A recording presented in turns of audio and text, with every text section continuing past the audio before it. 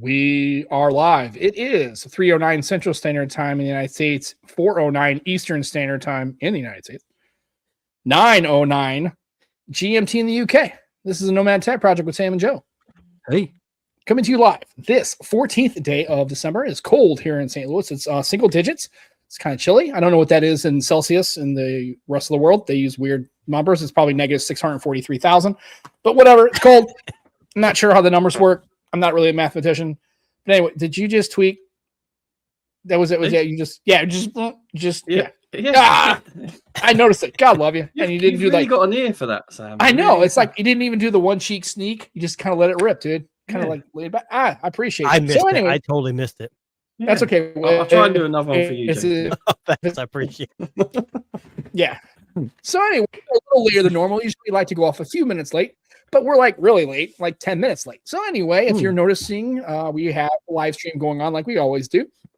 And I don't know, maybe the first week he did this, maybe he didn't figure out that this is a waste of his entire life, but he's decided to come back and do round two. We have Jason Tuna Tex in the chat again. We appreciate him swinging on by. We have a good little family going on here. It's the Tech Disruptors do their thing, and we do our thing, and they have actual structure, and they actually have good content, and they actually talk about articles. And me and Joe just kind of riff. I don't think we've ever even showed an article, like not a planned one. It wasn't ever scripted. We maybe have like referenced the website because we're talking about something, but we have never written anything down and planned any of the show in the entire 148 previous episodes of this. So good on us. Successful. The only thing we do plan is the time, right? And we don't even like that, right? And then sometimes like maybe it's 2, maybe it's 3. Although we did do that one Saturday show, and that seemed like it got pretty good. And we got some pretty good viewership on that. So maybe Saturdays are good. And we asked the community, hey, are you okay with this time slot? Would you be okay with a Saturday? Or Joe and Ted Salmon, our other fantastic group of podcast folks, they do the phone show chat. They go off on what's called a fortnight. Never heard of it. It's whatever. You figure it out. I think it means every 6 months. I don't really know what it means. They use a lot of weird terms over there in the UK, like fortnight. We do. Bloody okay.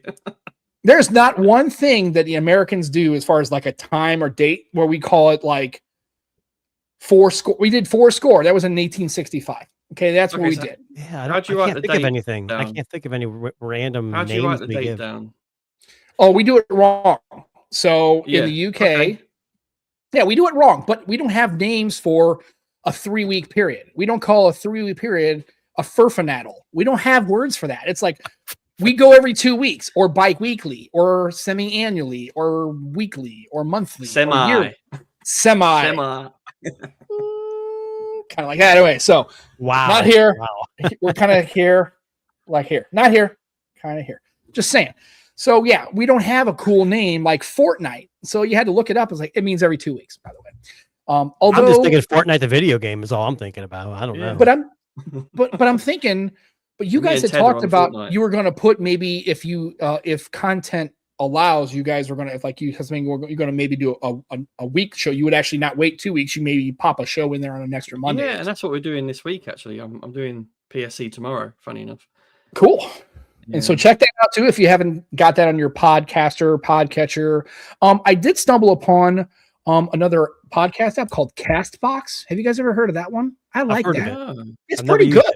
Okay. I used what was it? Podcast Addict, and I still have that, and I still use that. That's a popular one, that isn't it? The Addict. But the problem was, I don't know if it was the phone I was installing it on for like about a 2 or 3 day period. I could not get it to connect. It was just acting weird, and it may have been some kind of issue with the actual app. I don't know. So I was just like, and plus, every once in a while, I kind of look to see if there's new podcasting apps because I do kind of pay attention to those. And I saw this Castbox, and I was like, well, it's like a pretty good interface, and it seems like it's free, and I've kind of liked it. It's set up a little differently. I'm kind of don't know if I like the format better or worse than Podcast Addict. I do like the way it's set up though. But yeah, it's been pretty good. I actually have kind of liked it. So if you're looking for another alternative to our podcast app, check Castbox out. And see. I've never used a dedicated podcast app. I just use YouTube Music. And I do have that as well, but I used to use the podcast app from Google's. I used to think I liked the way that was set up. Honestly, it was pretty straightforward. And it's just like anything else with Google. It always seems like thing stuff. Google. Yeah, it's like I thought the podcast app was something that probably didn't take much to maintain. It was on your app. It was it was all hooked in. It was it's a Google app, and I thought why actually they killed it though, right? Yeah, I guess. I mean, there's other competitors, but I thought it was like if it's not much to maintain, why get rid of it? Right. You want to drive traffic to YouTube and YouTube Music. That's why. So that's why they killed it. I guess. Makes perfect sense. It's a shame though. It's a shame. And I have actually used my YouTube app for podcasting just to see the functionality, but I kind of just like having a third party one. I don't know. I like it better for some reason. Sam, just quickly, you'll be pleased to hear this, right? On PSC, they've added Nomad Tech Project on PodHub UK as a video podcast. I know. It was amazing. They've also added your name in the team, the PSC team. That's cool. I love that, man. Yeah. That's awesome. I'm glad they didn't have to do that, and I really appreciate all the love and support I get. Like I said, matter of fact, I got an email from Steve Litchfield after our show because I was talking about the Duo and how when you use it doesn't span across both apps, and he was very, very correctly to tell me that you can set it to do that. Although I never set my Duo to do that, and honestly, I don't know how to. I tried to look it up real quick and I can't figure it out. It's okay, and I said, well. And he's right. And that's what I love about Steve. So anytime I'm on the show and he sees that I make a comment or I make some commentary, he always sends me an email. He's always like, hey, just to let you know, X, Y, and Z, loved it. But hey, you can do the thing that you said you. And I don't remember if I said you couldn't do it. I just said that I like the fact that the default posture of the Duo is that it doesn't do that. Like you could span. Yeah. It's the default. It's the default to separate. Yeah. Yeah. And I liked it that way. And that's kind of why I like it. I mean, I don't know. I mean, Jason, how long did you have a Duo 2? Did you actually ever really? I had them both. Oh yeah, that was my main device, and I think I spanned apps once in a while.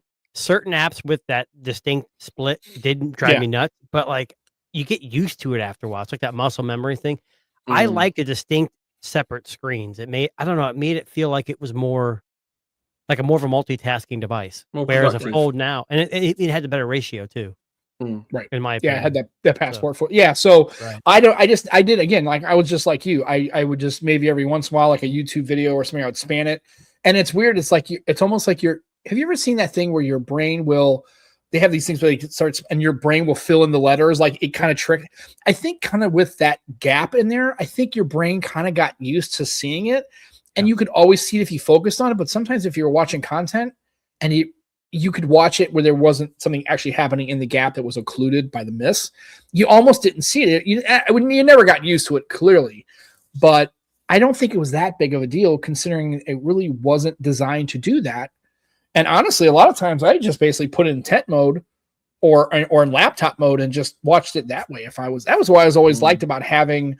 That's the one thing I don't like about any of these foldables is I like the fact that it was a 360 degrees. So you could, I remember one time just showing somebody a video and I just tented it up and just turned it to them and just here, watch this. And they were like, you blew their mind. Yep. And they were just like, wow, that's pretty cool. Like, so, but he did send me a very nice email and said, hey, basically, you can set it up that way. And I said, yeah. And then you're right. I just never did it. So, but I do like the fact that I was a lot more deliberate with the Duo about multitasking because of having the one screen. I got the same. That's the same thing that happened to me too. I believe. Yeah. And I just don't do it as much with and I will do it sometimes with my Fold. But I know I don't do it near as much. And it seems like, I think if I never had the Duo, I would think, oh, this works pretty good. But having the Duo kind of ruined the multitasking productivity experience for me. And I just don't think it'll work the same way, but that's what it is. And Jimmy's in the chat and he did ask a question. Do you see Motorola might be coming out of the Bookstop Foldable? Yes, I did. And this is a problem for me because now I've already committed to saying that I would definitely get a Moto Fold for sure. But if Apple does one too, yeah, damn it. I don't know if I can spend like $5,000 in foldables. Yeah, I can't. Of course, my wife, she said, I heard someone in the background say you couldn't. Yeah, that's my wife. Your inner voice. No, that's my wife, which is my inner voice. That's basically awesome. Like, hey, you're not fucking doing that. Basically, is what happens. But I did see they're coming out with it because I guess they sent out some kind of an invite that kind of alluded to the way the invite looked. That it was like, hey, it looked like. Do you think it's just style. And it was just one of those lights that it was a light when you opened it up, it kind of lit up. Do you think it was actually that's what the ratio is going to be? Or do you think it was the light and they're just going to release a foldable? So have you seen the picture? It looks like a wooden sort of effect. Yeah, but I don't know if that's where is that the passport? Is it going to be a passport like foldable? Or is it just a gift they gave out saying, "Hey, we're making"? Or is it going to be more like kind of like this? Yeah, right. Yeah, it could have just been a gift. I hope it's passport. That would be amazing. And can you imagine if both sides were actual wood? That was the material they used. Dude, that would they do wooden phones. Right, and that's what I'm saying. They've done the. I'm just saying, not the only thing they do. Like they'll have other colors and other materials, right? The vegan leather and maybe Alcantara or something. But can you imagine like a full wooden size? Oh, dude, that's crazy. If you look at the picture again, though, there is a charger stuck in it. Oh, is there? Yeah, a charger stuck in the light at the top. Strangely. Oh, really? Well, like I said, I did see that, and I think that would be pretty amazing. I mean, they've definitely done the flip. They have the Razor, and I think that's a really solid phone. And chances are probably be, well, I don't know. Moto's really weird, right? So, the one thing I do know about, if you get a Moto foldable, it will come out full MSRP and wait about 15 minutes, and it's going to be half off because it's just the way Moto gets down. Plus, they may not offer it because the Moto, the Moto 70, the Edge 70s, I don't think it's coming to the US. At least it isn't now. It's in the UK, right? And that's a flagship device, or is that a mid-range? It's a mid-range, the thin. I think it's the thin mid-range. Oh, it looks 7 series chipset. Yeah, it looks great. Like that looks cool. I would love to take a swing at that, but I don't think they're going to make one here. I think right now they only have the Edge 25 and the Moto G stylus, and then the Razor Ultra 25. Like I don't know, man. I would hope they would bring that to the United States. I'm wondering, Joe, do you think, is there a reason why maybe they think the thin phones weren't catching on because the Edge didn't catch on and the iPhone Air is not really a great seller? So maybe Moto's like, maybe Americans don't really want a thin phone. I think Moto are just cautious in the US. So like they know the Flip has done well, the Razor, and they're more known for lower end devices, aren't they? So do they want to release a competitor to the Air? I don't know if they do in the US. I don't know. Did the thin phones do well in the UK? I don't think they really did well anywhere, did they? No, I mean, Moto might just be releasing it because they've already put the R&D in it, and they're going to see what it does. But I can't imagine any thin phone, even though it looks good. I'm not trying to. It does look really good, yeah. I just don't think they're going to sell right now. No, it's not the answer. Well, and I think the problem with we don't. Right, and I think the problem with the UK is you have Honor, you have Vivo, you have all these other nothing phone. You in the United States, you don't have really a solid mid-range segment other than a Samsung. I mean, Moto really kind of a lot of people. Hell, my daughter is an example. She went from an iPhone. I asked her about the Razor. She goes, well, I don't know anything about the Razor, but I did see the Samsung phone. I guarantee if she would have saw the Razor and it had ads and marketing and people would have been using it and seeing it, it had more visibility.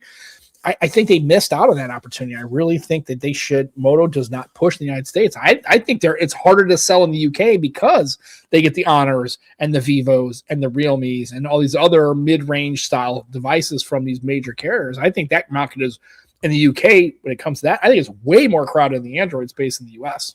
I think for the US though, there's more hoops to jump through, Sam. That's why. And the cost implication as well of launching a phone in the US is more. So in that sense, it's easier to launch in Europe. Plus, remember, they don't look at the UK; they probably look at Europe as a whole, right? Rather than just the UK. Yeah. I don't know. Even with the EU, all I'm going to say, the rules that they have. It's exciting to be a motivator right now. I was just going to say, you probably seem pretty. I mean, I'm excited, but I don't have the inside track. But I think Sam made a good point. Like your daughter saw an ad. Mm-hmm. This is why Google. That's why the Pixel device has been selling so much. But now it's nowhere in the near of the Samsung and Apple. But they're pushing marketing, and I never thought marketing really worked. But I think when people like, I shouldn't say like us, but people like us, we buy what we like, and we were kind of more informed. I think the general public who may not know or may not care or may just see an ad say, "Oh my God, that's cool." You know, it's kind of like the people that watch WWDC and are like, "Oh my God, Apple makes the best phone." You know, maybe they'd be more inclined. But that's interesting that your daughter based on an ad. Yeah, that tells you marketing really works, you know. Well, she knew about them because I've had a Razor before and actually had a Flip at one point. I think it was the 5, maybe the 4. I can't remember. But I had the and then what happened is on TikTok you see a lot more. I remember I made this comment a couple months ago to Joe. It was like man, I'm seeing a ton. I don't know if it was algorithmic driven or whatever, but I was seeing a lot of people going, hey, the iPhone's coming out. I'm kind of looking to, right in the middle. God love you. He's not even going to mute the mic. Love it. Anyway, but she was seeing. I still didn't hear it. I still didn't hear it. I heard it, and Joe's laughing. You made a comment in our last Tech Disruptors how you thought me and Darren had this like ESP kind of thing. You guys must have something similar. But no, I literally heard the audio. Even smell it. Sam can smell it. We have smell-o-vision. Remember? Oh yeah, he knows. Yeah. We're also a Nielsen household. Yeah, I know if you're a new person. I remember Nielsen. Yeah, we were. When I was a kid, we were a Nielsen household. There was little books you had to fill out every time you watch TV. Yeah, it was kind of wild, man. I was like, I didn't watch it. And then they were like, nobody watches this, like, because I never watched TV at my house. I wasn't allowed to, so it was like, we're not really the target audience for your Nielsen bullshit. But anyway, Joe, I do not have smell-o-vision, so I'm lucky. You are, yes. At the end of the day, you are lucky. Then. Yeah. I was even noticing that there was like TikTok videos, like it was, hey, I decided to check this out, and people are giving me shit because I left iPhone and you went to a Samsung and your Samsung. But look at all the stuff it does. It does this and does this, and like so. There were a bunch of people that were kind of making content about it on TikTok, and then she goes, and then she said. She came to me and she goes, hey, because we were talking about, she had an iPhone 13 Pro Max and it was kind of getting, I think she said one of the buttons were getting kind of broken and the battery was, obviously, I think that was down to like 82% health and stuff. I was like, well, we can do two things. We can go get get the phone battery replaced and you can keep your iPhone, or we could look at an upgrade. And she's like, well, I'd like to upgrade. And I said, well, if you're going to an iPhone 17, great. Just hang on for that. And they'll probably give you one for free, right? AT&T will give you $1 billion credit. You'll get one for nothing. And so she said, okay, cool. And then hearing about it for a couple of weeks. And then she comes back. She goes, I think I want to get the Flip 7. I was like, oh, I thought she was trolling me. I was like, are you trolling me or something? She's like, no, seriously. And I said, I don't really think you should do that because I don't really think you're ready to get out of Apple's. Because she was big, had my HTC phone. She used my Windows phones before. She was big on she had my OnePlus 6. She's had Android experience. Oh God, yeah. And as a matter of fact, that's how her first smartphone, because back then I didn't have an iPhone. They were hand-me-downs. I had my old OnePlus 6 when I upgraded to the 7T, and I gave her my OnePlus 6, and it was cool. It was that white pearlescent kind of version. I love that phone. And she had it, and she cried one day because she took it to work. I mean, she was working at McDonald's at the time, and dropped it with a case, and it still broke. And she was like, "Oh my God!"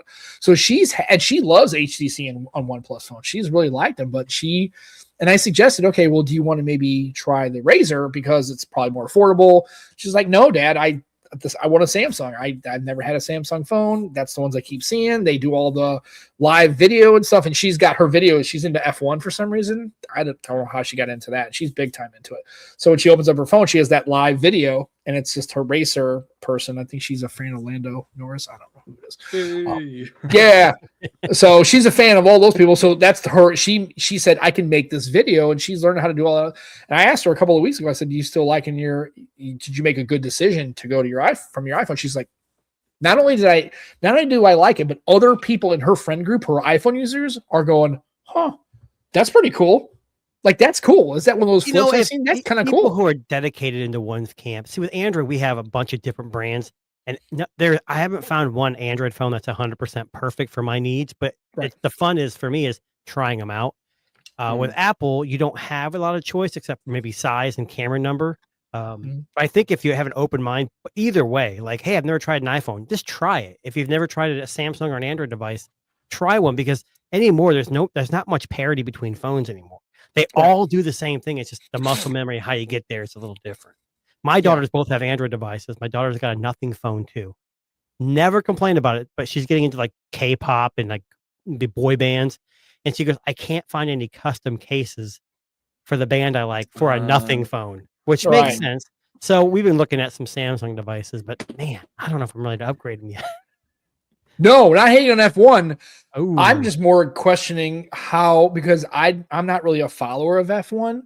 I don't know how she got hooked on it. Like, it wasn't because of me. And here's the thing: she's 24 years old, so I can't think of everything. Like, well, since Dad doesn't expose her to it, I don't know where she got started. I don't know if she just started watching videos or watched races, because she never was into car racing. I mean, I never was a NASCAR Indy guy. I mean, I've been to NASCAR events, so I wasn't into racing. So I don't know how she got hooked on that. Like, I have no idea. I think it's great because I've kind of learned from Dan, Grounded Tech. He's a big F1 guy. I know Gigi's in F1, and I know a lot of people are. I just don't know anything about it. So when she says, "Hey, Dad, such and such, and this qualifying, and Lando Norris this, and Max Verstappen that," I'm like, I don't have a fucking clue what you're talking about. But whatever, it's cool. But I'm not hating on it. So we're clear. I think it's great. I just don't have any exposure to it. So sorry, Scoop. I wasn't trying to hate. Yeah, and I honestly don't know a whole bunch about F1 either. I mean, I know of it, but I'm not. I don't follow it very often. So. And Joe and the terrible nothing. So I mean, yeah. Now you're simming that, or are you just showing it?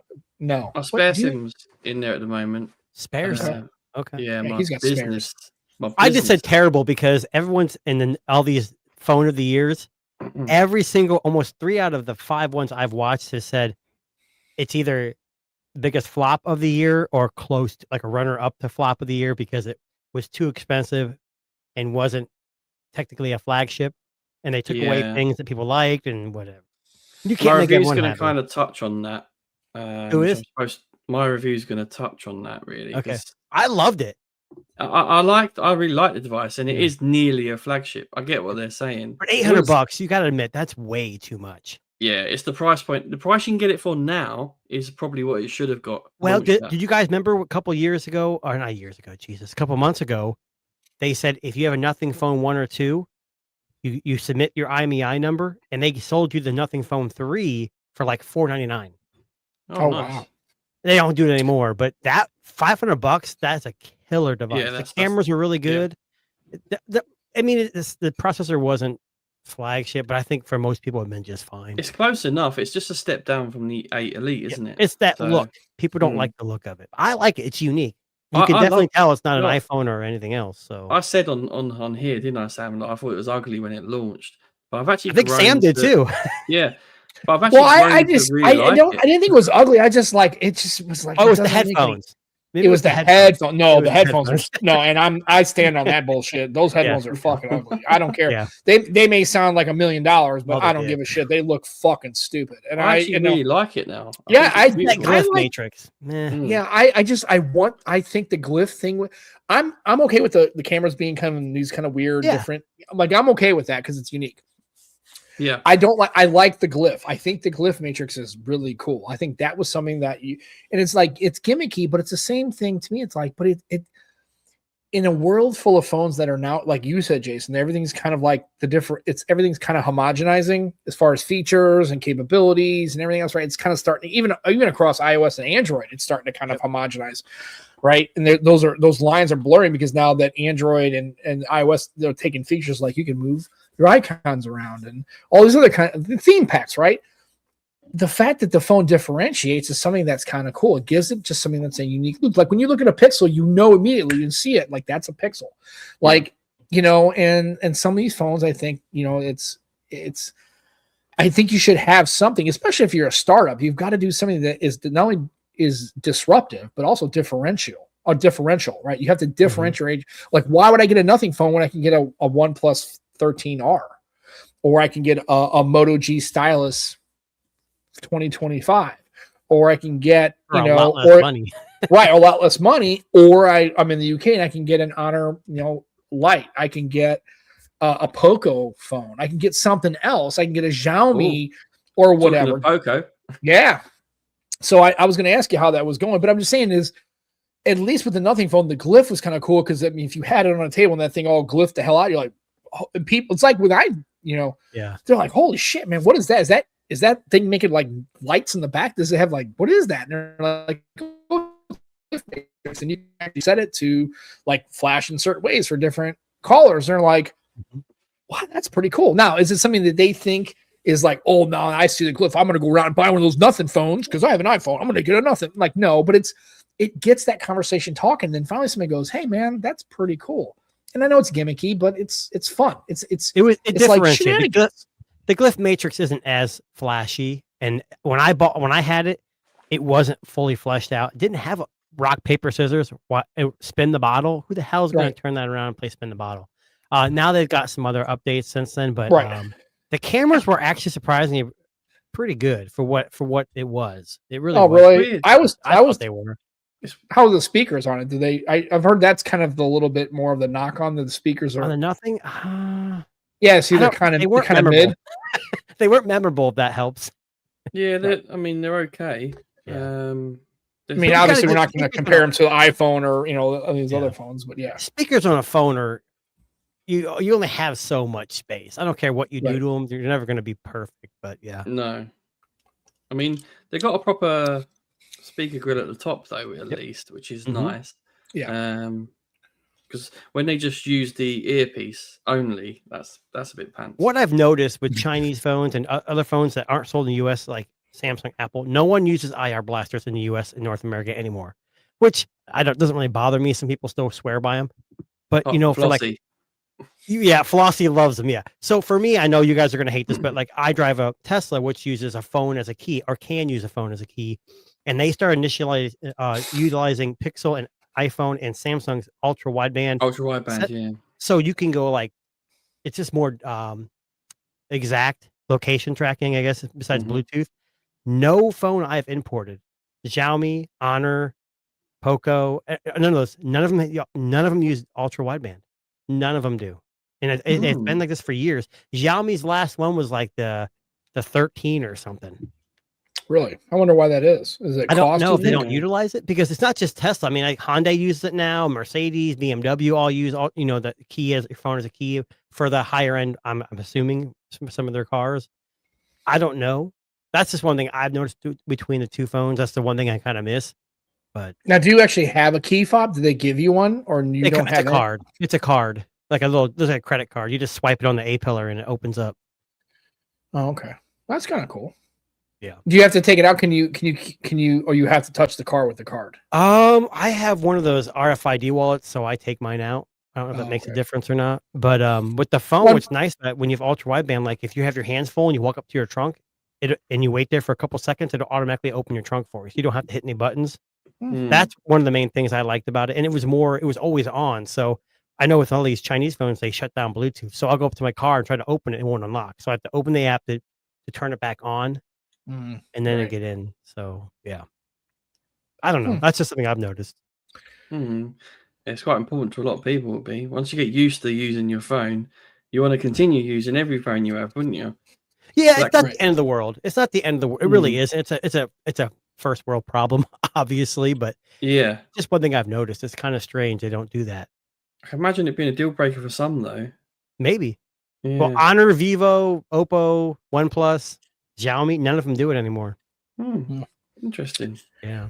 Well, I wonder how they have electric cars in China, because I saw Marquez was testing them and stuff. So I'm wondering what do they do? Like, what's their? I mean, maybe they don't use the phone as like to unlock a car. Maybe it's a card or a prox or a whatever, fob or something. Yeah, a fob like that. Like I said, the Mini has. I mean, and it's also some of these minis the key fob's stupid big. It's like a big fob. Like it's not even like it's this long. Yeah, and it says Mini across the back, which is fine. And then I do have an app, which is kind of nice. Although when you update, I finally got my first software update in the car. So what's weird is, I don't know if this is now before anybody comes at me and link in the comments. Like, I don't know. This is my first software update. So what I had to do is you download the update on your phone. Like the car says, "Hey, I need an update."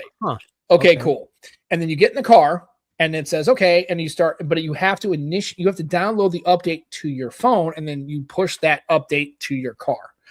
And then I'm like, okay, so I do all that, and then it says, "Okay, the update will install while you're driving the car." But only while you're driving. I'm like, that would scare me. I don't know if I like that, right? Now, luckily, it's not a Tesla. Yeah. And so, and then it said, so I drove it all the way home, and I got home and said, yeah, it decided that that wasn't the time we want to install it. We're going to install it at 1:00 in the morning because it will be out of service for an hour. I'm like, okay. So I set it to do it after the drive home. I guess it decided. Yeah. Yeah. And what's funny is it said, I need you to drive, and the car needs to drive for this update. So I did that. I drove an hour because that's my commute home, and it decided, yeah, we didn't want to do it then. Okay, cool. So they said, well, we're going to schedule for 1:00. So when I got up the next day, I got my car, and the app said, hey, the software was installed. And it was kind of an nice little update. So I turned off the auto start stop because I hate it. And I know we have to do it in the United States. You can thank EPA. You can turn it off in the settings? you can turn it off. And no, now there's actually a button. It used to be you'd push the button and it would bring up the auto stop start. And then there's actually a software button you push to turn it off. Now, if you just hold that button, you don't have to click on the screen. You can just hold it and it actually turns the auto start off, which is kind of nice. And the other thing is it gave me a couple of more features with different voices. Mm-hmm. And there was one other thing that happened. So it was actually kind of a neat little update. So, it's kind of nice. So I got my first update. It goes to your phone first. But it was weird. Now, I think you could do it a different way. Like, I think if you have, the car allows you to have like an eSIM. And I think you might be able to sign up for Wi-Fi stuff. Like and premium, maybe it works that premium way. connectivity or something. Yeah. Right. I don't have that because I'm not paying for that. So it was just what you do is you initiate the car says, okay, I'm ready to go. You download it on your phone, you Bluetooth it to your car. Then it got to 45%. It says you need to start driving to finish the push. So I started driving and it pushed the remainder of the update. And then it decided, I don't want to install it right now. I'm going to wait till 1 o'clock in the morning. Which is good. Okay, Minnie. Fine. If it affects your driving, you don't want to be driving on the road and your car stops, Right. So it was kind of Tesla does it differently. Like it'll say, hey, available update. Do you want to schedule it? If you do it now, it's going to take 55 minutes and you can't drive. It literally tells you not to drive. But I was going to tell you this. You guys Tron fans? Yeah. So Tesla has this thing where like they have a Christmas update and you can turn your car into a Santa sleigh. And I didn't know I got this, but I was sitting in the car waiting for my daughter to come out. I take my daughter to high school. And I'm looking through the toy box, is what it's called. And it says Tron mode. I'm like, what the hell is this? Now, in my car, I have an LED strip that goes all around the inside. And so she gets in, I go, I'm going to hit this button. All of a sudden, the speakers get real loud. It's like, makes like a humming noise. And all the LED lights turn red. The screen shuts off and it says Tron. And like digital, like kind of like shakes. And all of a sudden starts playing the soundtrack to the new Tron movie from 9 Inch Nails, I think is what it is. Oh, okay. And yeah, so and then you turns your little guy on the map into a Tron motorcycle or bike, and then all your sounds change, like your braking sound changes, your blinkers change. It scared the shit out. But at night, it was really cool having like it was bright. Just quickly red, on the map when you're driving, do you have like the red bit behind? Yes, and it's the red bit behind. Yes, yes. I'm not a big Tron person, and then another Tesla goes in there, and you see him in the background. Boom! You're like, sorry about your Tesla, my bad. And now you called it a motorcycle thing. You know what that thing's called? Right? I don't remember. I've watched the it's called a light cycle. Light cycle. I saw the last one, not the old one, but the one in between. Dude, and I haven't seen the new one. I've never seen the new one. I've only seen the old one, and it was cool because the villains were always in the red, right? And then the guy was in the blue. And dude, Tron's cool. So Tesla made us the bad guy because we're red. Yeah, right. I like the red though, man. Yeah, the red's cool. It looked really cool though. The bad guys were the red, and then the player was the blue. He was they also added a light show, but I haven't done that. So if you're not familiar, like you can hit a button and set it, and you get out of the car, and it literally like rolls your windows up and down, opens your trunk and your lights, and it plays music, and you can watch it. And it flashes all your lights different colors, and so it's really Jason's going to the grocery store like my kids when they were little, they used to love it. Yeah, they used to love it. Yeah. So now I don't get that in my Mini, but it did have a holiday video thing where it's like, whoo, and it's like drives winter, and it's like this stupid little video, and I'm like, okay, I guess that's kind of cool. Like, I don't know. It's I just like that your car gets updates like your phone. Well, at least mine does. Your car gets updates. They never used to get updates. Right. And like I said, I think, and I don't, well, the last version software, I bought the car about a month and a half ago. So it was like, I think it said 7. So I'm assuming it's in July. So this one came in like right at December. So it's like, maybe a bi-yearly update. I think that's pretty cool. And it did actually add the stop start feature, and it did actually add a couple of features to the car, which is kind of cool. I don't know if that's the normal cadence and then, to be honest, what's funny though is because of the way it is, it says your BMW is I get it. It's a BMW. I understand it's built in the UK, but it's still a BMW. Ooh, it's built in the UK. Ooh, I heard about the quality. It's built in Oxford of all things. It's built in Oxford. It's the only place my car was built in Fremont, California. Right. No. So, so they're German, all German parts because it's such a BMW. But the only point of assembly is in Oxford in the UK. I guess it's Oxford, some other shire or some bullshit. I don't know where Oxford. Like, do you have a sticker? Like, I know my buddy years and years ago, he bought like a Hyundai Accent when it was a stick shift. No, you can get it without air conditioning and just a radio. He had like $9,000 brand new for it. And I remember him picking it up. He bought it just for work. He wanted gas mileage. And on the back, it said 99.9% Korean. And I'm like, well, what's the 0.1%? And it actually said gas. So they filled it up with gas here in the U.S., and that was the 0.1% that was U.S. No, so the car is 100% German parts, 100% German, and it's all that. But the point of assembly is one plant apparently is in the UK. It's in Oxford. Where is Oxford at in as far as what county is Oxford in? Do you know, Joe, by any chance? Oxfordshire. Yeah, that's what it says. Yeah. So it says Oxford. So it says parts 100% German. It says point of assembly Oxford, Oxfordshire, UK. So it's still built in the UK, and then it's put on a ship and sent to the United States, and that's how it goes. So Sam, you're not getting that tax credit, the new tax credit. No. My wife we got a new van, and it was a Chrysler product. It was assembled in Canada, so we don't qualify. Right. Oh, it sucks. No. But no. So apparently that's right. And apparently that's the only place that minis are actually assembled. They're not assembled in Germany. They're actually assembled. They take all those parts. They actually have a mini plant in the UK, and one plant apparently, and that's where all the minis are built. All the club. So Joe, how far are you from this plant? A bit of a distance. Bit of a distance. So if Sam needs some parts, you can just run over there and get them for him. Yeah, ship it out to him for $3,000. Right. Upcharge him a little bit. Right. Yeah. So is Oxford? Is it in like the northern part of the country, or I don't know where it's at? Where London's at? London's west of London. It's west of London. Okay. Yeah. That's cool. So, anyways, that's where they're built, and so it was just funny because it always says stuff about this, but you see that it says BMW and stuff. So it says BMW is this. I'm like, okay, so it's I get it. But it gave me an update, so that was cool. It's just the weird. The car initiates it, your phone downloads it, then you have to drive the car, it pushes the rest of the update, and the car does the update overnight. That's interesting because I've had an EV charger installed, and it's similar. It's from Wallbox. I don't know who. I guess it's a company. I don't know much about them, but it says I have an update. It says to download update, you must be right next to the charger in Bluetooth, even though it has Wi-Fi, and it'll download to my phone, set up a Wi-Fi hotspot from my phone back to the charger to update it. I don't know. That's the weirdest thing I've ever heard in my life. Yeah, sometimes they're made like too complicated. It's like 2 degrees outside, so it's in my garage. I don't want to sit out there when it's 2 degrees outside trying to update my charger. I just want to charge my car. Right. So Joe, so you've got is your primary sim still in the Honor, or it's in one that's under embargo, so I can't talk about it. Right. Is he gonna be an embargo for like the next year or two? It's like, what is going on? No, the 22nd, the embargo drops, and I can give a little. I'm still hesitant.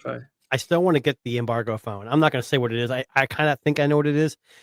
And there's there's different global versions. I know the UK version's coming soon. There's a Malaysian global, or not Malaysian, Hong Kong global or something. But I think it might have a bigger battery. That's the only difference. Yes, it has. Yeah. And I'm contemplating jumping on it because I've always liked the Magic series. They've always been really good phones. So yeah, I don't know. So I mean, I would, but I'm just kind of curious about.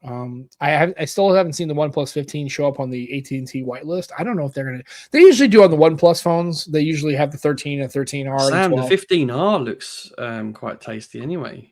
Yeah, I mean, I think Darren about it. I think Darren's reviewing it. Maybe I think. Yeah. Oh yeah. I know he got it. But I didn't see any kind of So the 13R, I mean, a 15R, I don't know. I mean, I would think that's probably going to be a pretty. Now, when is it? Is it going to come out fairly close to the 15, or is it going to be like one of those? It's not going to come out to like February or March or whatever. I'm not sure. I don't know what the release. Somebody, I think it was Mr. Who's the Boss. He compared like Oppo, Vivo, and OnePlus. He said OnePlus is more like your speed and battery. Vivo is more like your photography and movies, and Oppo was kind of like the best of both worlds. Kind of mixed them both. They weren't the greatest at either one, but they did a pretty good job, which I thought that was a pretty good thing because OnePlus is kind of backed away from the photo chops, getting rid of the Hasselblad, supposedly downgrading your sensors. Most people won't even notice. But like I said, GizTop has the OnePlus 15 for $659. And for $20 to put a global ROM on it, I think the only problem you'd have is maybe some bands. But like you and AT&T, I don't know. That's a big what if. It's not worth spending that kind of money taking the risk. Yeah. Nope. And the only Nothing phone they have on the whitelist is the Nothing Phone 2. Is the only one that's available that will work. So I don't know. And the problem is like, okay, well, I could do that, but then I still got the Pixel 9 Pro XL. I still got my 7, Fold 7, and I still got my Wing, which is funny because I saw Evan Blast. He talked about the Wing, and he's just like, such a cool. I think it's such a cool phone. I had that phone. I love it. Have you seen those guys that modded it? They took like the top part off. No, and just used the middle screen and made like an emulator out of it, like a video game. Or I can't remember. How they did it. Yeah, they took the bottom part, not the top screen. Took the bottom part, so there's like a blank spot, and they turned it around and put a keypad on it and made. I don't know. It was pretty cool. Yeah. So I don't know, man. It's just a cool phone. I like it. I just wish it was still. I just wish LG was still in the game. I still wish. Well, HTC is technically back in the game, but I'm talking about the old HTC with the Sense UI, I mean, that was my jam back in the day. I mean, I was probably more of an HTC fan than I ever was any other Android manufacturer at that time. I mean, I love HTC and Motorola got me. Well, I had the first Android, the G1. Right. But I remember before that, I mean, when Android really got popular, it was Moto and HTC. They took Android to a whole nother level. That Moto Droid with the swivel lock screen, I mean, for Verizon, just killed it for Android. It was great. Yeah, I was one of the few people that probably in the history of the world I had the HTC One M8 and the One M8 for Windows. I had both phones at the same time because they actually made the one. That'd be an interesting comparison. Dude, I loved the HTC One M8 for Windows. The only thing I didn't like was the fact that I liked the Windows Hello and it wasn't available on the HTC One M8, obviously. But I think for me personally, that is the best form factor of any size and the material and the way that it curved in the back. I thought that was the best phone I ever held as far as like ergonomics. I loved the HTC One M8. That was my favorite. Even like I like the LG Flexes, the ones that were kind of like curved like a banana a little bit. They fit but they overheated because of the damn chips that they had, and people just didn't buy them. LG and HTC were like pushing boundaries. I think they made the Flex. I think they made a Flex 2. I think at one point they did. Yep. And I thought they were kind of cool because it kind of bended. It was kind of like neat. And I just, like I said, I thought, and the HTC 10 was nice because it had that chamfered back to it. Yep. It was still that metal. And I was like, dude, I really wish polycarbonate metal were still kind of a thing. I just think there's such a difference. You don't have to worry about your back cracking, right? You know, if you drop the phone, at least the back won't shatter. Yeah, the front probably crack, but I mean, I knew, and I never had a case in my HTC One, any of my HTC One devices. The M8, I had the M7, the M8, the 9, which was not very good. I had the 10. I actually had them all. I had the U11 and the U12 Plus. I didn't like that whole button. It wasn't a real button. It was that capacitive button. It was weird. It was weird. What was the HTC that went translucent? Was that the 11 or 12? They both had translucent backs. And then you had the Exodus 1, right, which was the... Well, I think that translucent model was kind of like towards the end of their... Yeah. I tell you, man, the old HTC U11 and that had that fire red color. Oh yeah, amazing. And then they had the Exodus 1, which was the Bitcoin. It had all that. It was a cloud. You know, it was a Bitcoin phone. And man, I've tried that. I actually had it and I kept it for a while and I got rid of it. And apparently now it's literally impossible to get. Ooh, I've looked at them now. But yeah, I had an Exodus 1 for about 6 months. And I actually tried to set up all my Bitcoin locker bullshit, and I had no idea what I was doing. I just that's kind of cool. I never bought a Bitcoin in my life, or Ethereum or any of that kind of cloud. It was all basically Bitcoin, basically phone. It was supposed to be a super secure Bitcoin phone. It was pretty cool. It had a lot of features in it. It was basically black, and it was an HTC U12 Plus. It was called the Exodus 1. I thought it was kind of cool. But Sam, did you see the games that Jason shared? The GameSir controller. Oh yeah, that was kind of cool with the yeah, I want that. The clip-on controller thing. Yeah, that's kind of just popped up in my feed. I'm like, what the heck is this? But the price is so good. That's what I'm saying. Yeah, if it was like $300, I'm like, this isn't worth it, you know? Yeah. It's a game. It's a clip-on game thing, and then it's like, I didn't read much into. I was getting ready to do some other things, and when I first saw it, it clips onto any phone, right? Android or Apple. Early bird is $29, and you can get it for $34.99. It clips. Yeah, it's clips on your phone. GameSir is launching a vertical mobile. Do emulation for the gaming, I guess. I don't know. Yeah, I mean that's for $30, you're probably not going to get a whole lot of games maybe with it. I don't know. But it's worth trying, isn't it? Like, yeah, I wouldn't mind trying it. Right. Is it US only? I don't even know. Probably. Those damn What's US, funny is I they swear. talk about experience. It brings the experience to Android, and it looks like they put an iPhone Yeah. rail. That's what when I saw it, it looked like it looked like an iPhone. I'm like, of course. Yeah, of course. Yeah, that's standard. Earlier this week, everyone was spec for its Game Boy-like vertical handheld, the RG477V. Although we don't know what the launch price would be yet, it's safe to assume it'll be over $200 if you need a dose of Game Boy nostalgia, but want the experience more.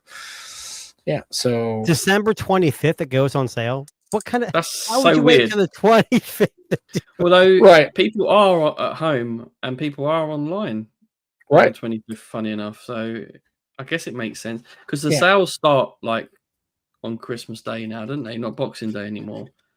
Yeah, it'll run on use Bluetooth Connect. Since there's no physical connection, it will run on a 600 milliamp battery. According to The Verge, it's scheduled on sale on December 25th through $349.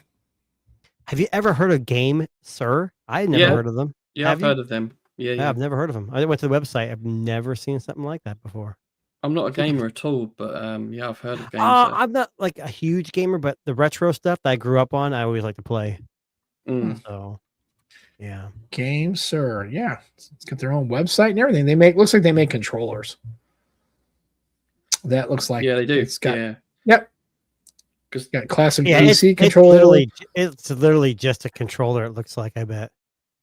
And it looks like it's like what they make. That's kind of their thing, apparently, is controller. So they already do like an Android controller, which is like the backbone and what's it called? The Razer one. Yeah, I would assume it clicks into the USB-C port there at the bottom.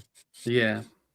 Because Bluetooth is fine, but there's always lag and batteries you have to worry about with Bluetooth. So yeah, I wouldn't want it just to be Bluetooth. Interesting.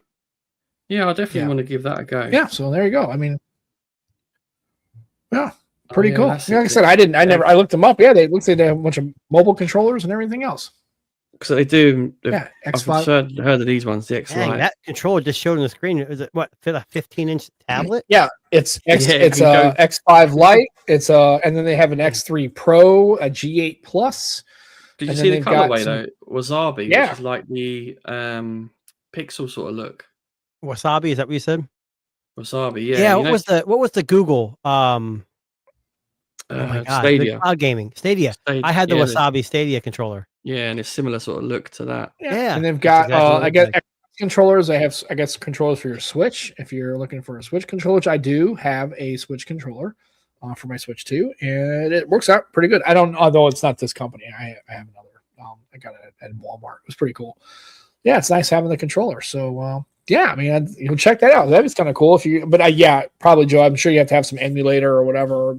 I wonder it could be. I'm sure it could be mapped to other games, like if you're doing other games and stuff like that.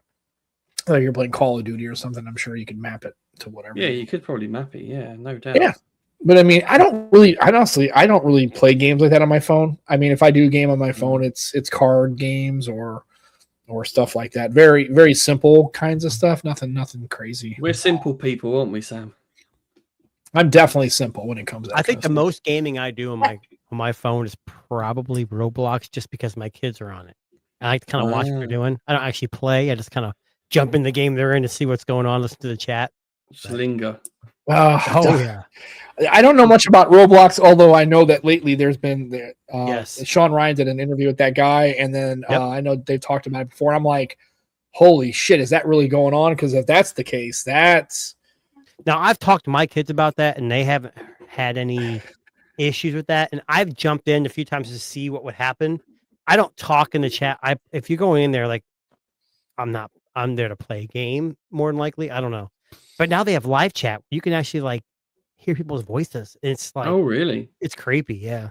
That shouldn't be allowed. Like I said, I'm not going to mention any of the stuff. If anybody's hearing this and they really are interested, just Google Sean Ryan Roblox, and you'll see what's going on. But they had that Roblox went in there and he was like trying to get these guys out, and Roblox kicked him out. Like it's a whole thing. So I'm just saying is just be careful if you have kids. I don't know anything about the game. Is it like Minecraft? Is that basically what it's I don't know what you do on this. No, it's a gaming. It's you log into a Roblox account and there's hundreds of thousands of different games. You can play anything. I mean, there's all kinds, and people make them. It's a community, so you can make your own game. Oh, like it's just a bunch of skee ball, like skee ball and shit like that kind of thing. They have Call of Duty like games. They have racing games. They have tycoon games where you have to like build things, and they have all kinds I have. It sounds crazy. All I know is kids are into it. It's kind of nuts. Yes. And apparently, because it's adults are into it too. Apparently, well, yeah, for different reasons, right? And then it just seems like because it's community based, and of course, just because you always do, apparently that kind of element is like I didn't know anything about it, and I do like games like that because I actually I did try to get into Minecraft. I just didn't understand what the point of it was. Like I built a house and did some stuff. I couldn't get into Minecraft. I couldn't. Like I don't really know what else to do. Like I don't have any. It's like you just do whatever. You can build a thing and build a switch, and then you have a mine, and you'd fall and die, and all your shit would get buried, and you get lost. And like, okay, so I don't know what's going on. I made a movie about it. I never tried the Roblox. I did. That's how popular this is. The movie's not apparently bad. It's very popular. It wasn't bad. Wasn't bad. I didn't get the inside jokes, like the chicken whatever, the chicken jockey or whatever. All the kids were like, in the movie theater. I'm like, I don't get it because I don't play the game. But I think if you're into it, I guess it's just like there's inside jokes. Like I played Doom, and the Doom movie came out with, I think it was The Rock, and it was not very good. I'm like, what the hell is this? What am I watching? Yeah. That's like the old Street Fighter movies with Raul Julia. And like, oh god, well, it's gonna be a new Could you imagine Mortal a Kombat, Duke Nukem movie? The Mortal Kombat had a couple good ones, but a lot of them were terrible too. The first one was not good, but the second one seemed okay. I mean, it wasn't. There's gonna be a new one, isn't there? I guess. I heard. Yeah. You know what's funny? I haven't played a Mortal Kombat game in forever. Like I just played one yesterday. I played Mortal Kombat 2 on my Game Gear. Oh geez, wow, yeah. Yeah, I played Mortal Kombat. The last one I played was Mortal Kombat 4. Mm-hmm. And then it went to all these once they got to like the 3D ones, like more like the Tekken, I just can't get into it. I don't know, man. What's the more gruesome look? You can get like a patch, couldn't you, which made it more bloody than the normal one. Is that right? Once they went 3D, I couldn't grasp the 2D when you're walking sideways was easy for me to comprehend. Yeah, and I don't think it was necessarily the 3D. It's just I got to the point where I didn't really have anybody to play against, and at that time I just stopped playing it. And it's like if you're playing by yourself, it's fine, but it's like to me, playing a fighting game, if you're not in an arcade or playing with somebody online or playing someone next to you, it just kind of sucks. To me that's an ultimate 2-player game. You have to have a second player with you next to you. I see this. Yeah, I got Street Fighter right there. Oh, dude, I played now on those games. I would play Saga for sure, dude. I was on the screen right you. I like Ryu. Yeah, I don't know why. I always picked Blanca. Interesting. I don't know why. That guy. Oh, we know why. No, well, the funny thing is, and I had a friend of mine who was a Guile master. He loved that guy with the arms, isn't it? Yeah, when it does the kicks and stuff, dude. And Guile is so hard because you got to preload all that shit. And I'm telling you, he would play Guile, and he would sit there in an arcade. We used to nobody's from St. Louis, so they're not gonna understand this reference. I don't give a shit. So we used to have this arcade at one of the malls called Northwest Plaza. It was downstairs, it was called Tilt. And this was the kind of thing where if you thought you could play arcade games, whether it's Tekken, Street Fighter, or whatever, Mortal Kombat, that's where you went. And everybody would put quarters across the cabinet, and you just keep playing. And there was guys down there that I swear to God would play on 2 quarters, and people would walk up and challenge them, and they'd put their quarter in and just get fucking annihilated. Like some of the best fighting game arcade people I've ever met. Now, obviously in other cities, I'm sure they had something similar to this, but in St. Louis, if that's where you thought you could play some Street Fighter or Tekken or Mortal Kombat, you went to Tilt. And I guarantee, and there used to be, I'm not giving you, and there was no, it wasn't projecting on a large screen. Everybody was crowded around this thing. And I'm not kidding, there would be 20 or 30 people crowded around this. And how you knew you were next up is you put your quarter on the cabinet top and you put your quarter in, right? And I remember this guy had Guile, and it was funny. This guy was so weird. He called him Gully. I don't know why he called him that. I guess he didn't matter. He was the name. And I watched him just. Literally, people would come up and he would and not even just beat them, like perfect them both rounds. Just he was so amazing with Guile. I couldn't believe it. I'm like, everybody hated that guy because it was so hard to play that character to do it correctly. Everybody played Ryu, Ken. I was a Sagat guy. Blanca was weird because everybody would just spam that electrical shit and they'd corner trap you and it just sucked. But I like Sagat. That was my guy, and it was hard to play. So where I grew up, there was a movie rental place that sold comic books, had a pizza place in the back, and they had a mini arcade. They had Street Fighter, Mortal Kombat. Then they got the Neo Geo with like the 4 games. Oh yeah, Baseball Stars we would do the same thing. We put coins up. But there was a computer game, and you have to look this up. And I don't know if it's lore. Like I remember playing this game, but I could not find it anywhere. It's called Tongue of the Fat Man, and it was a Street Fighter based game. And I remember the Tongue of the Fat Man was like the boss was a fat guy who would like his thing was a stomach and his belly, and he would like hit you with it.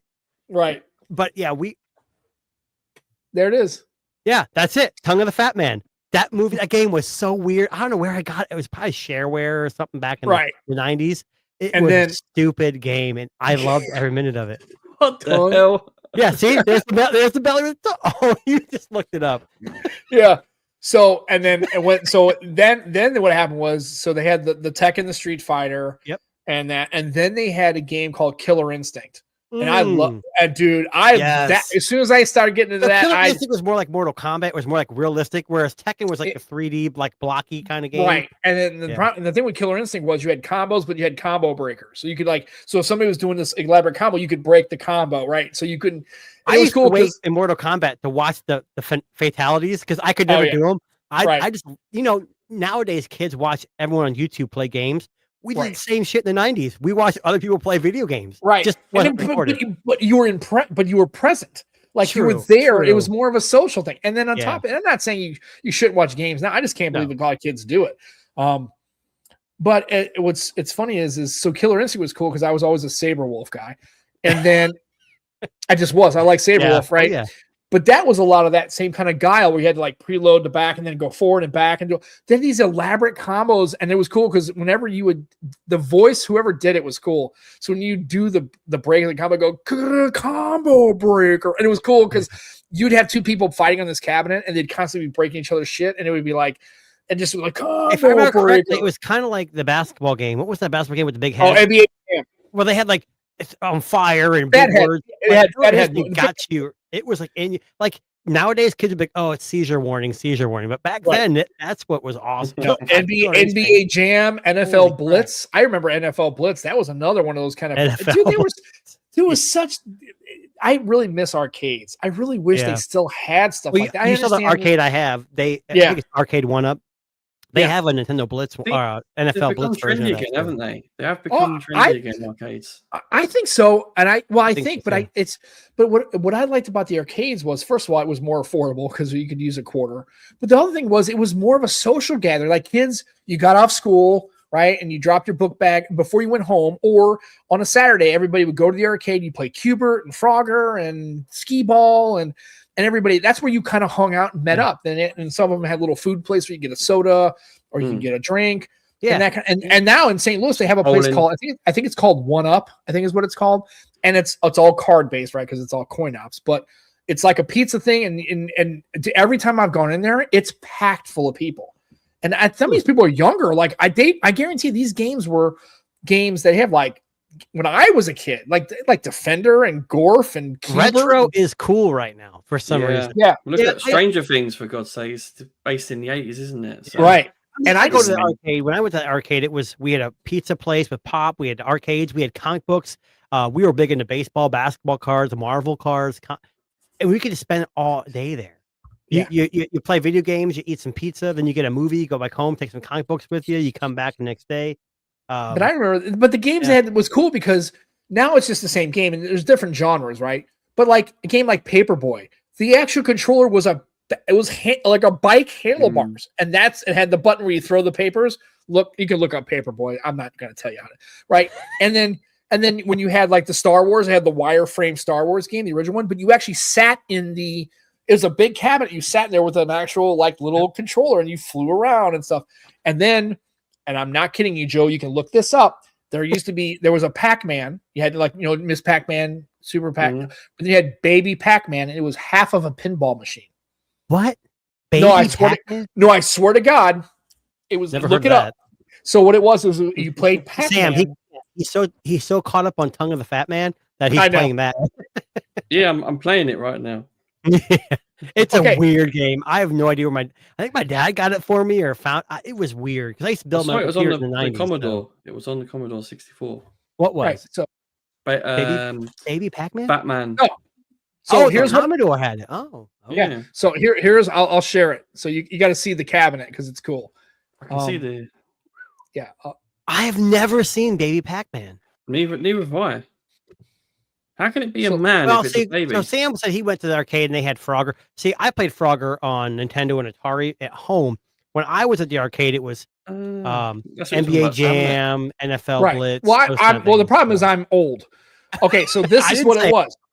So this is what it was. So you would I'm not kidding you. So you would get up here, right? And you would hold on a second to see if I can't. So that's pinball as well as it is. So it's a pinball game, basically. So you start out at the bottom here's your controller, and on the side it had flippers. So you play the game for the first two, and you clear the first two boards, and then it would switch to the pinball, and you'd play the pinball down below, and then you go back and forth. I swear to God, people think they're like, two games in one. Yeah, it's a pinball machine. It's a little mini pinball machine and an actual Baby Pac-Man. So again, Sam, this was before its time. Nowadays, kids could play this sleeping because they have so much, stuff going on. Back then, people couldn't handle two things. Right. See, Sam, when I was in San Fran, we went to a bar that was an arcade. We did 4-man Pac-Man. Yeah, in Columbus, Ohio, where I grew up in that area, they have a bar downtown called the Pins, and it's basically a pinball, all like hundreds of pinball games. Dude, I would like to get a pinball machine. The only problem is they're big. And they also break pretty often, especially if you get an older one. There's a lot of mechanical stuff that fails. Well, you've seen Sam, they have the digital ones. It looks like a pinball machine, but it's all off screen. Yeah, it sucks. I know it's not the same, but you wouldn't have as much mechanical. You'd want them. That's the reason why I want an actual pinball machine, and then I actually want a Chex bubble hockey. How about foosball? Foosball, I would play it, but Becky doesn't like foosball that much. I played foosball. We had a foosball table and a ping pong table. It's fun for a while, but it gets old until your friends come over and want to play. It's kind of cool, but I mean, the problem the problem is you have to have a second player, and then the problem is at least with pinball and everything else, better. Right? No. 2-on-2, 1 versus 4. I can still beat them all. No, and there's a place in what's called Watson's. They sell like game rooms, but also it's like chairs and theaters and hot tubs and kind of thing. And Watson's. They have those shuffle boards, those little discs where you put the stuff. I love shuffleboard. Love it. Dude, it's so cool. We want to put one in the living room, but the problem is at the wall we were going to put it on. I don't think the wall's long enough to get one, but I mean, some of them, they're real nice, the wood laid inboard, and they're fun. I love those things. Have the Boomtown bar in the UK, and they have shuffleboard, and it's so good. Yeah, shuffleboard. I don't think I've ever played, but I had the PS4 with the Move controllers. And they had bocce ball, which we love. Of all the things, bocce ball and Ultimate Frisbee was effing amazing. Right. They don't have that for Wii or the Wii U or the Switch. You know, it's funny when we went on our last camping trip. It was one of these little hip camp kind of things where you go to like a person's like it's like he's got his own farm. He had an actual outdoor bocce court with balls. So much fun. It's the simplest game ever, but it's so much fun. Oh, it's a lot of fun, especially. And we were playing with another couple, and it was great because you can hit their ball out of the way, and you get the Polina, and I love bocce ball. I played as a kid, and I hadn't gotten a chance to play. So I was playing it. Bocce, BOCCE. BOCCE. Yeah, I played on PlayStation 4 with the Move and never found another game. Okay. Yeah, it's bocce ball. You throw the Polina, and then you have ball.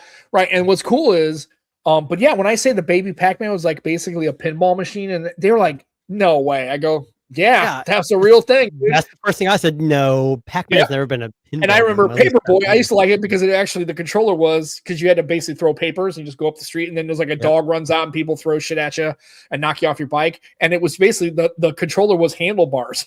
Had a little button on it, and we got into like Time Crisis. Yeah, Time Crisis with the gun. You had a pedal. You hit the pedal crouch down. Operation Wolf had the Uzi on it. Oh my god, yes, dude. I mean, these kids don't know, man. They're never gonna know, and it's just like that's what I hate about it. Is it gets I like the arcades coming back because it's not just for the retro thing. It's like, hey, kids, being social doesn't mean watching someone play on Twitch. It means you put your quarters up there and you wait and you get to be involved. It's like, who cares if you lose? We didn't fight. We didn't throw punches. We just had fun. Yeah. Trains, karate. This is interesting, right? Bocce is a plural of the word boccia, meaning ball in Italian. So you're basically calling it a ball. Ball. Yeah. Bocce ball. You know what, Joe? But they just call it bocce. Right. It's just called bocce. But anyway, they had an outdoor, but now, you know. The more you know, right? Yeah, the more you I didn't know that. It's going to be a new segment every week. I only use Google because I don't know. So, Joe, you're going to have to use Gemini every day, and you're going to have to come up with something new. Find something new today. All right, so we're going to do a new segment here, and I'm just made this up. So the new segment is, tell me about an app you really have discovered in the last like maybe 2 or 3 months or 6 months that you're like, that you really like, that you're like, man, I think other people should check this app out because I use it for this reason, and I really like this app. Either it's for family or just you or whatever, but it cannot be a game because I'm talking about an actual a productivity app or something like that. Do you have an app that you've used in the last 6 months where you're like, man, you told us yours with what was it called? Castbox. No, that was the other one. I have one that I'm gonna talk about. But I think you talk about it another time, not now. Yeah. Are you talking about now? You know, I mentioned that one. That was just happened to be because I like that app. But no, I'm talking about an actual segment where we go over once in a while. We say, "Hey, is there an app that you stumble?" Because I have this app that I got to tell people about, especially if you're. It's really about family planning and meal prep and cooking and recipes and stuff. I'm going to talk about it, and it's amazing. And I can give you an app right now. Or new one. Yeah. I've mentioned it before, but I don't know if anybody remembers. But yeah, I wanted to see what Jason's got an app that maybe you can say, like other people in this that are listening maybe want to check out because it's pretty cool. I don't know if it's something that everyone needs, but like me and my wife are busy now that we have a third kid and he's little. We busy, so a lot of times we'll go grocery shopping. We'll double buy things. So we downloaded an app called Listonic. Okay.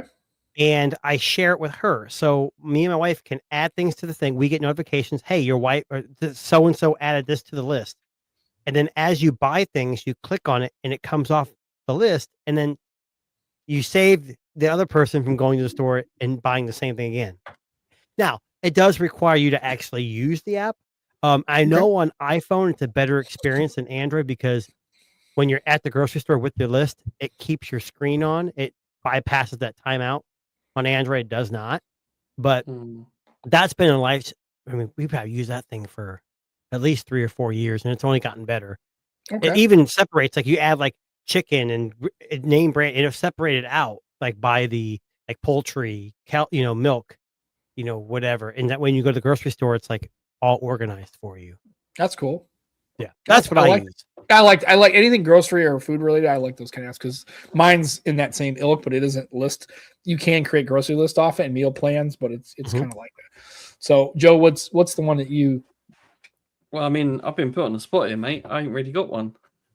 That's okay. All right. I'll try and get one for next week. I promise. I'm just saying. I just think about it, and the one I have, I tell everybody it's just like it's been a godsend. It's called Resame. Resame. Right. I haven't heard you mention that before. Okay, so what it is you have. Joe remembers this. So I want to try. I want to tell you something. So what was cool yesterday was, so it's Android. You can. Now what I did was I actually logged into it, but I used my Google account so that way so Becky and I can both use it because it's on Android and it's on iOS and it works for both, right? But I'm going to show you something that I thought was kind of that's it right there. It's called Resame. Awesome. But it also has a web top, which is kind of nice. So I'm going to share. So this is it's got web access too. Yeah, it's got a web access. So you go to your dashboard. So I actually logged in. So this is what's cool. So the other day you obviously can categorize all this stuff, but what happened was I had a if you notice, you see that this is grandma's cheesecake, right? And if you notice, I'm not sharing it. You can just kind of see that I don't care if people, what I'm saying is I want you to see that I didn't have this typed. I didn't type this out. I took this and what I did was I uploaded this and it built it all out for me. So if you have a handwritten one from years ago, it might actually do that. or a picture, or if you go onto a website, you can go. Have you tried the handwritten? Like we have a bunch of handwritten old school recipes. I wonder how good we did, and there's things that it added. But if you hand wrote this out, it scanned this and built the entirety out of it. Wow, that's a really cool idea. It's slick. And then if you go in here and you can, and then what also is cool is you have your cookbooks, but then you have meal plans, so you can actually. Which I don't know if it'll let you do. Okay, so that's not coming on the web. Like weekly, like you can set up weekly meal plans and you can prepare your list based on that. Right, and so what you do is you take your meal plan, you build all this out. But what's kind of nice is, so if we had camping recipes, so and then what you can do is you can build your own, but then you can take stuff off the website. Then you can basically you import the URL and it'll show you the website, and you can actually it'll build all of this out and tells you exactly what you need. That's really cool. And then you can put it on a grocery list that Becky and I can both check off. What's cool is, let's say you need to make this for 8 people. It scales to the exact what you need. It tells you what you need and then how to build it all out. And then you just go, I want to add it to my meal plan. So you can now on the app. So you can't do it on the you can upload old recipes or download new recipes. Keep track of them here. Mm-hmm. Then you can actually build a grocery list based on what you need for these meal plans, and you can share them like I did with my app. So it's actually one step further. Right. And then you could actually, then she can do all that. The only thing is I don't think it's real time. So it might be. So like if I was at the store and I was checking stuff off, she could probably do it too. But if you go in here for any kind of I'm trying to find. I'm going to need you to like FedEx in a cold pack this cheesecake. Apparently it's really, really good. If you can't, if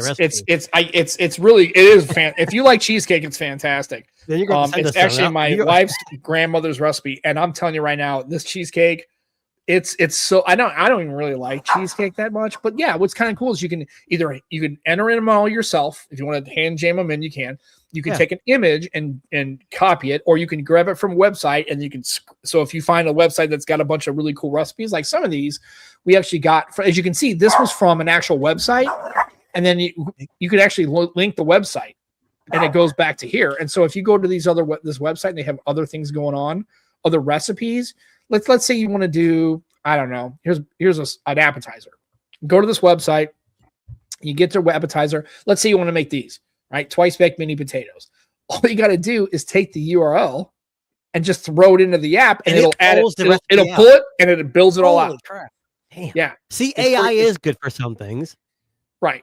Right. I don't know if it's oh, come on, now I got to say stupid. Well, it's got to use some kind of version of AI or some kind of to pull to pull that recipe out. But it's still pretty cool. I like the fact that you can. I don't know how this is what you're saying is. It'll analyze that recipe and then it'll actually make a grocery list for you based on that. Yeah. It'll tell you everything you need. So if you want to add something, you just go right here. You can add it to you go to your uncategorized and you can add. And then it says you could either upload photo, you can paste it, you can write it from scratch, or you just paste this URL and it's going to import the URL and it's going to just go. And you can just pull it right off the internet and just throw it right in here. And see, it builds it all out for you. That's a hell of an app. I think I might actually try to use this. I like it. So I'm just saying, I thought Listonic was amazing, but maybe recipe. And we paid for it. There's a little paid thing, but it's both. And so basically, I use my Google app. So basically, Becky has the app, I have it, and we can share lists. And so there's a payment. What's the price for this? I don't remember. I don't think it was very much. Is it monthly or is it one time? I think I paid for a year because it was such a good app. I know Listonic is I think it's free for the most part, but it doesn't have. I just don't think it has recipe stuff. So, I have an Android subscription for it. So I'd build a yearly plan, and you can go on. So if you actually download the app on your Android device, you can actually do a subscription through it, and you can do it right through the Google Play Store, and then you can set it up. And that's what I did. And then so I paid for it, and then she loaded it using my ID on her iPhone, and it's like now we can both use it, and it's awesome. It does meal plans. So if you let it plan out the meals, and then if you take that meal plan, you can export it to a grocery list, and it'll have the entire week list out. And that's really cool. It's amazing. Like if you're doing, especially for people like you, Jason, who are busy and you're trying to do all stuff and kids, and then all that kind of stuff, and you're trying to make meal plans, or if you're doing meal prep because you're like doing, working out or whatever.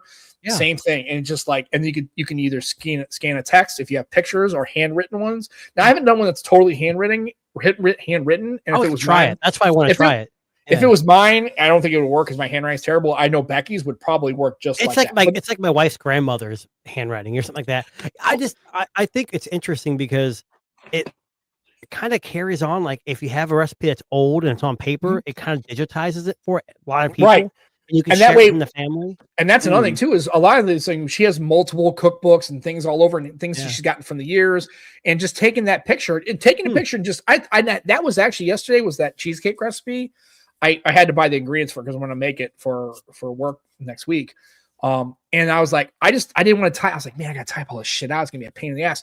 I thought, you know what, but it said upload image. I'm like, oh, it can't be that easy. And it probably won't work great. And it worked flawlessly. And that's printed, but you saw there was instructions, but it knew what was recipes. And then it took the instructions that it dynamically knew how to separate all that out. It was good. And it's the fact that you have a web top version and you have it on the phone, which is cool. Now the web top version, you can't do the meal plans, the groceries, but you can on the app. So if you had meal plans, you set them all out, you put it to groceries, export it. And then I can take that whole list and either send it to her directly or somebody else, or she can just log into the app and sees the grocery list. So she could be on the fly filling out stuff while I'm at the store. I said, hey, add it to the grocery list and it'll populate real time. So that's what Listonic does. Like if I'm at the grocery store, my wife's like, I go, hey, add things. The only thing that sucks about it is like I'm actually at Kroger or Walmart. Okay, Roger. Yeah. And she's literally adding it as I'm walking around. I go, Jesus Christ, stop. I need to get out of here. Stop adding stuff. Right. But she's probably hungry. I think your app is like Listonic times 10. Like it does meal planning, but it also does all sorts of other stuff. And that's kind of what I like. And Joe, you can't match that app, huh? No, all I was going to give you is Snapseed, which everyone's heard of. Which is if you use it though. That's a brilliant app though. If you haven't heard of it, it's a really good tool for editing pictures that's free by Google. I don't use it because I'm so beautiful naturally that I don't have to edit my own photos. But yeah, I get it. That's fair. That's fair. Sam's like, what the? Because one thing I used to use it a lot for was the double exposure to do things with. That's a really fun feature. But it's free. We all like free stuff, man. We all like free stuff. And I think on the recipe app, I think a lot of the functions are free. I just find it to be such a robust app. I'm like, dude. I would assume you get so much for free and then you got to pay for more, right? I think it was you can only do so many cookbooks or you can only make grocery lists. And then it was kind of, you could do a basic grocery list, but it wasn't as robust. And also, once I find an app that I think that the developer should get paid for because it's such a really good and well-made app that's solid, I think you should feel like supporting cash of those folks because I think so. That's what I like to do, especially when I stumble upon some of those apps and I'm like, dude, this one is so good like that. And we actually had there's another, it's website only. It's called Noods, Noods.io. And it's a real rudimentary version of this. It was really more for importing stuff off the internet kind of thing. And you could build it out, but it didn't have there was no there was just website, and logging in was a pain in the ass. And it didn't have an app on your phone. So there was no ecosystem version of it. You had to actually have access to your computer to pull the list down. This one was like that. And it's so good. I'm like, yeah. And they actually, not only do that, they actually have browser extensions for Chrome and Firefox. So you can actually just click on the browser extension and just load your Wow. Yeah, it's really cool, man. I don't know. I'm Sam, like, Joe, you were talking about maybe OnlyFans being a really good app, maybe too. I mean, that's what I've heard. I've never used Chrome it myself. plugins too. They have Chrome plugins too, Sam. Yeah. But yeah, you can just select your cookbook. You can, and there's a Chrome extension right here where I don't even have to go into the app. I don't have to actually go to the website. I can just do it. I don't know. It's pretty slick. See, the OnlyFans app, I take pictures of my feet and it takes the best shot and then uploads that. That's AI. Right. That's AI. Yeah, it's not really my feet. Come on. Right. Yeah. It's Joe's feet. Anyway, so that's how it goes. Yeah. Sam, we actually have the app wrap on PSC. So when you come in on March, you can talk about this again. Yeah, I think I'm assuming it's a sweet app. I'm assuming it should be. I guess it would be. You guys are the same place where I'm assuming it's available in the UK. I hope so. Did you look it up on your phone, Joe? I would assume so too. If it's global, why would it not be available? Yeah, I think it's to me, as far as for a Recime, RECIME. Yeah, I find it pretty. I'm gonna download it. I haven't downloaded it yet. I got it pulled up. I'm gonna download it and just mess with it a little bit. I want to know what it is per year, like what the price is. If it's I don't think it was that bad. No, it was not. I think it might have been. There you go. That's it. Yeah. That's it. I love that it's a cross-platform. Dude, I'm telling you, man, it's cross-platform, and that's what's great about it too. And then the fact that you have the meal planning and the scaling and the groceries. It tells you exactly what you need, and it breaks it all down by category. Yeah. What do you mean by we can scale the portions. So if you need to make that same recipe for 15 people, you just go 1, 2, 3. Yeah. Like on this, see how it's well, like here, I'll show you. I thought I showed you, but I'll give you an example while you're looking it up. So I used to work in a restaurant, and I used to work a buffet in the morning, and I'd have to make lasagna for like 5,000 people. And I had to mentally use calculators to do all the and that was a pain. So right now the base of this is it serves 4. Let's say you need to serve 10 people. You just go to 10. Serves 10, and it takes all these ingredients and scales exactly how much you need for everything. So it says now you need 2.5 pounds of gravy, you need 20 tortillas, you need this much mayo, this much ketchup. Yeah, I need this cheesecake for a party of 15. I need it shipped to my house within a week. I have to build it, and that's a pain in the ass to make. Although it's fantastic. And here's the thing: Becky and I have only made it twice. You've made it more than me, right? I have watched my dad make it. We watched Dad make it. We did it ourselves for the first time last time. And he really kind of did most of it. We just watched. This will be the first time we're trying to do it totally on our own, because it's not, that was one of those things where it's not just the recipe. It's a lot of the things are like how to implement and when to do the things. God. Watching someone make a custom recipe is the best. Yes, I know. And watching Dad do it's amazing because he's my very grandmother good at it. Make her own sauce and her own meatballs. Yeah. Oh my God. We have a homemade Italian sauce recipe, and it takes all day, and it's intense. Italian's coming out in both of you now, right? Forget about it. He's got no sauce, right? So I just learned about bocce ball, so ball. That's Italian, right? Ball, yeah. So we have our own. We actually went to those little cooking places where they show you how to do it. You actually make your own sauce and stuff. And then her family friend is his name is Mugavero. So he has a meat sauce. It's called Mugavero sauce, and it's amazing. It's the kind of shit that you don't even want to wait for it to be done. It takes all day. You want to take hunks of bread and dip it in the vat and just start eating it right there. What your wife said, don't share it. That's how you feel about some of these family recipes. You don't want to let it out. Yeah, for sure. But I mean, but I'll tell you right now, if you like cheesecake, this cheesecake is legitimately the best. I'll be honest, I'm not a huge cream cheese person. Is it a bake one or non-bake? You have to actually bake it. I like bake. I don't like no bake cheesecake. It just doesn't taste right. It's just easy, and some of them are pretty good. Actually, I've had a no bake cheesecake. It wasn't terrible. I was like, have you had a Jane's Patisserie? No. Check out Jane's Patisserie. Jane's Patisserie. Jane's Patisserie. Patisserie. Patisserie, like pastries. Yeah. Okay. Yeah. I thought it was some weird British or like perambulator or something. I have no. No. Yeah. I love it.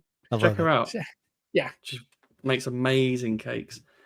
Good recipes you can easily follow. You could bung them into Resemi. Right. Yeah. Right. You're probably right. You're right. Yeah. Right. And just quickly. I know we gotta get out of here. The Poco is a good phone. Yeah. Okay.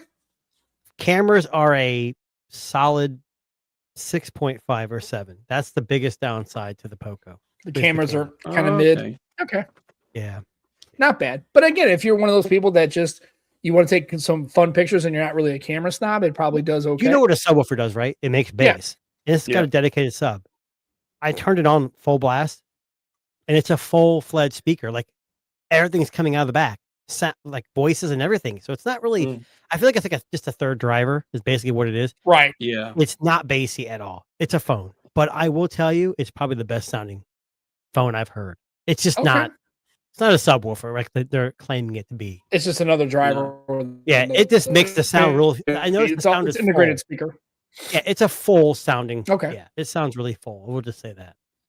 There you go. Well, and if you're looking for a full sounding phone and you're finally looking to get out of your HTC boom sound phone, it's been 8 years, you're ready to come out. Maybe the Poco is your jam. I don't know. If you have a boom sound still, Jesus Christ, you better get an upgrade anyway. Yeah, please don't do your banking on that. Yeah, you're on Android 6. Okay. Anyway, so that's when it was still called Marshmallow or Liverwurst or whatever the fuck they used to call them. Anyway, so Yeah, Android L. So anyway, that's going to be our show for today. Joe is going to next time. I'll actually tell you about that segment. It literally just came to me on the middle of this. Again, not planned. I just thought it'd be nice every once in a while if you come across an app like even doesn't like next week, you're like, dude, I tried this app and it's like amazing. Like this is something you should try out, right? And let us know. And again, we appreciate Jason swinging on for 2 weeks in a row. We always love having Jason. And Darren was hoping to get on, but he had some stuff to do. He's got a life and shit. So I get it. He doesn't want to like stop doing the things he has to do to like take care of his family to come on our show. I mean, it's kind of a dick move if you ask me, but hey, I still love that guy anyway. But next time you need to tell everybody you need to put that shit aside, like bathing and taking care of children. You know, you got to eat. Do kids need to eat? I mean, come on. He's buying Christmas gifts. He's not even doing like a real man. A real man does it on the 24th. Well, hold on, Sam. If he's buying me a gift, I'm cool with it. But if he's not buying me a gift, I don't care. Yeah. I mean, he should be going out last minute like I do and go, oh, shit, I forgot to buy gifts for anybody and be out like Christmas Eve kind of guy. That's a real man right there. That's when you know you're really doing it. He's doing it really good. So anyways, remember, guys, Amazon does not deliver Christmas Day, as far as I know. Right. I don't think they do either. I don't know. They don't. What's cool is when they do opportunity. Right. I was gonna say because that way it'd be cool because then you can say, hey, you're at the tree. Where's the gifts? It's coming up the street and just hand you the shit right there. Delivery driver dresses up like Santa Claus. Right. I'm tracking it right now. He's coming. Right. It's just like I'm tracking it. It's like Santa Claus. It's for Amazon's real. missing a trick. His name is Carlos and he's driving a panel van. But hey, it's all the same. Look, me and Bezos are really close. Hey, Bezos, if you're listening, have your drivers dress up as Santa Claus on Christmas. The ones who want to pay him overtime. Deliver some gifts. You would appreciate that. So, anyways, so we're at the end of the show. Thanks a lot for Jason swinging on by 2 weeks in a row. Appreciate that. Again, Texas Disruptors is on the 29th. That'll be their year-end show. We will be back next Sunday doing some of the silly bullshit we do every week. The 28th. The 28th. I'm sorry. Yeah, you're right. We said 20th last time. I looked on the calendar. That's next year. Oh yeah, it is the 28th. It's 2 weeks from 2 weeks from today. It's posted on our page already. Yep. You go look at their page. Don't listen to anything I say, but it's like Sunday. Figure it out. You know the dates, the calendars. That's your job. Anyway, and then again tomorrow is going to be another PSC with Joe and Ted. So check that out because that's something you got to get in your ear holes all the time because that's a fantastic show. And I might have an appearance. Maybe I think we're trying for March. Maybe I don't really know. March 12th, March 12th. That's the plan. I think it was. So I'll come on and it'll be a good time. Just Ted better get ready because you having an American on and that's how it gets weird. That goes okay. I try to be a good person.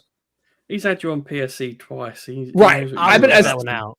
Yeah. It's a great time. It's a good show, and I Ted is one of my favorites. He and Steve did a great job. Ted does a great job now with Joe, and PSC is. Every time it's available, I get notified and I download it and I listen to it on my way home every day, and that's the third time the charm. And with that because Joe's is a little gassy today. It's a little gassy. Maybe it's that all. I don't know what's going on. You need to go see a doctor. They got the NHS. You don't have to pay for it. So go get that shit figured out. Because Beano, look it up. Beano. Right. So anyway, Beano. It's for gas. No, not really. It's actual drugs. It's like a thing you take. It's oral application. Probably not available in the UK. Right. Beano. Right. Beano. It's probably called something else in the UK. It's probably called like no farts or something like that. Right. Something real. Yeah. So again, thanks for Jason and Joe. Again, Screen On Time YT is going to have some content. He's going to be reviewing some phones. He just had one a couple days ago. I did watch it all the way through. Fantastic stuff. Frankly, it's pretty good. Not as good as mine, but it's not too bad. He is from the UK. It's the 52nd state. It's fun. It's the honor. Dude, it's such a good phone, dude. I want to get one. It makes me want to get one, and I can't. And I realize I have AT&T and I can't use it. But that's kind of good. So it looks like a Kraken. It's a Kraken blower. Is what they say. Not a bad little blower, yeah. Yeah, it's not too bad. So check that out.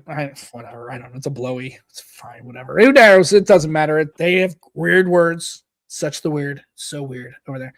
Anyway, so that's for myself, for Joe, for Jason. Thanks for tuning into the Nomad Tech Project. Check us out next Sunday for another installment of this silliness, and we will probably have a guest. Maybe we'll have Jason on a third time. Maybe Darren will stop by if he's not buying gifts, or maybe just be me and Joe. I don't know. We'll see how it goes. We're just going to wing it like we always do. And so for myself, for Joe, remember, enjoy your tech. Enjoy the holidays. We're getting in that time where you should probably be nice to people. I mean, maybe August 4th, you should probably be nice to people too, but it's the time of year. Get some eggnog, have some cocktails if you are. Don't be a dick. And then we will see you back next Sunday on the Nomad Tower Project with Sam and Joe. Again, take care of yourselves. Love you guys. Have a good new week. Catch you later. Bye-bye.